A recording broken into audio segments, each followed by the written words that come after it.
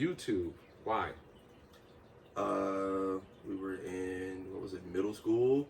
I think '06, YouTube finally got popping. Right. So we all made accounts, and we were in a computer class, and we learned how Windows Movie Maker worked. Mm-hmm. And we had this other app called Pivot, which you make like stick figure animations. Right.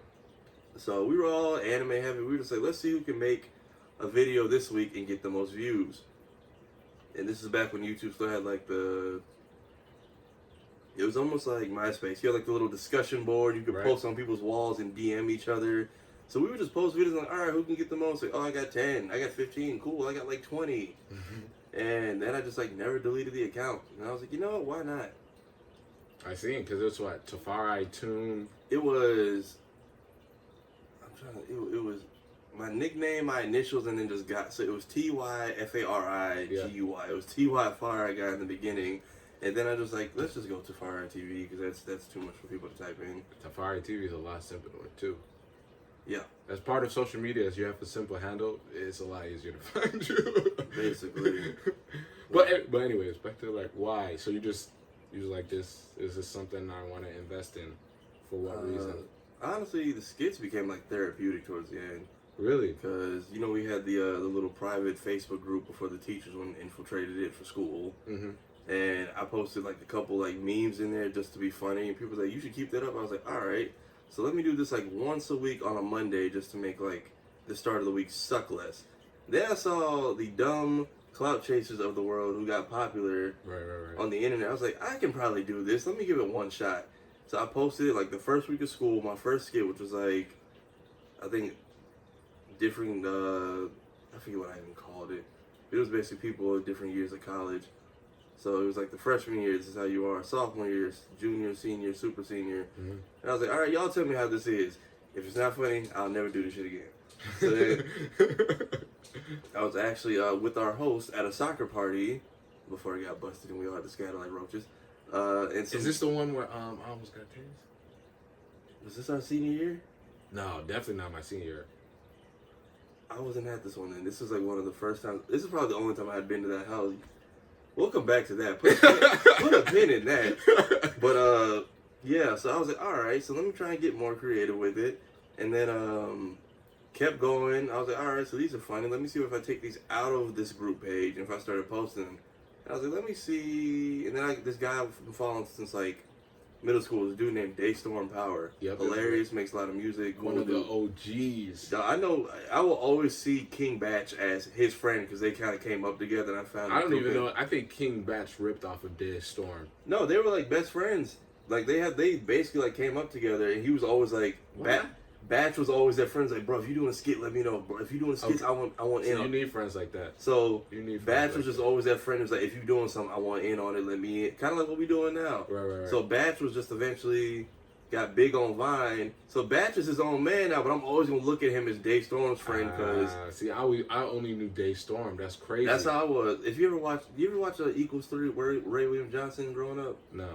He was like the first big major YouTuber.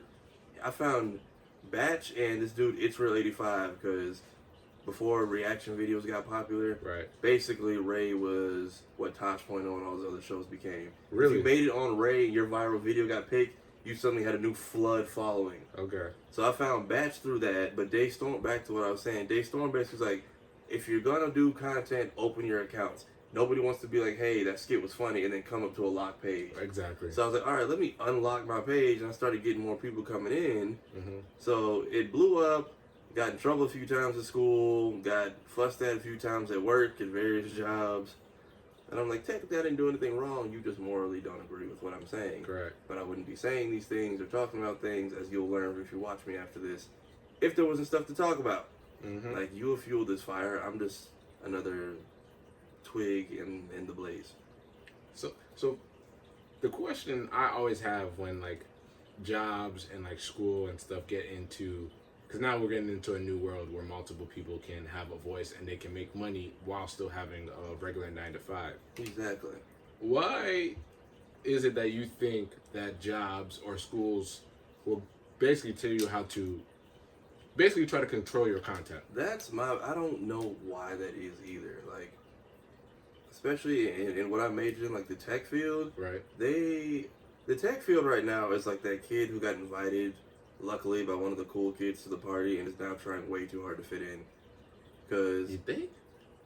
every interview I've gone on, it's like, okay, but you got to be professional, you got to be here on time, you got to dress nice, and you can't have any wild stuff on the internet. I'm like, this is IT. People don't know you exist until something goes wrong. I've been here for 6 months. I've seen you all of 3 times. Mm-hmm. All of which I've had to go and basically fix things before you got here. So, my thing is that I feel like they're overselling it on their professionalism when really, you mostly are like hiding behind the secret door. Yep. Like, if you put if you want to put in relatable terms, if you watch The Office, you saw their IT guy all of twice. How many times did they do like a company-wide thing? They all went out to the bar. They all went out to drinks. They all went out to dinner. IT guy was never there. You're right. Look at how they was flaming Elon Musk just because he was on the Joe Rogan act. Like he's a nerd. He's a geek. Like Exactly. like what you want for her. Like we can come in different fashions. yeah, exactly. Our IT department was, I was a fish out of water there because most people there don't have things like social skills or friends outside of the professors who are low key pimping them. And game recognized game. Our professor's like, oh, if you guys have any ideas, you want to put out there, come with my company. We can license them for you. I'm like, yeah. I'm like, are we really that stupid? Am I the only one in this room who's like, that sounds like a pimp move? Hey, man, all licensing is the key to success. Is to license your products. Licensing, branding, patents, all of that. I know, like y'all think I'm just talking, but like, just wait and see. Because Suburban Kings will be licensed. I'm just saying it. Yeah, I had a homegirl. I went to Essence Festival this year. My girl Marsha has her own little black-owned business. Shout out my girl HGC Apparel. Sorry, no free promo. But she has. Hey, you called it out. Oh, damn. Look at you. Did you just? It's not enraged. I'm gonna keep talking because I don't need to hear myself. I'm just saying because she has hooked me up in the past, so I do owe her that much. But she has licensing on all her brands. She caught people outside of Essence, like security. I guess they get a list of who is and isn't licensed.